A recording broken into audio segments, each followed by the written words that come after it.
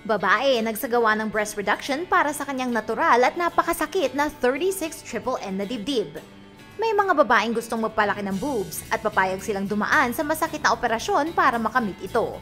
Hindi ito pinangarap ni Carisha Mark na galing sa Texas. Si Carisha ay may natural na malalaking boobs, ang size 36N.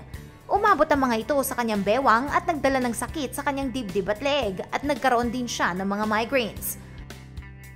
May pangalan ng kondisyon na ito, gigantomastia, kapag ang bigat ng dibdib ng isang tao ay lumampas na sa 3% ng kanyang body weight. Nagpunta si Carisha kay Dr. Franklin Rose na sinabing sa loob ng kanyang 35 taong career ay hindi pa siya nakakakita ng ganitong kalaking boobs. Nagsagawa ang doktor ng surgery para mabawasan ang 36N na ginawa niyang double D. Malaki pa rin, di ba? Ngayon ay masaya na si Carisha na nabawasan ng napakasakit na kabigatan mula sa kanyang dibdib.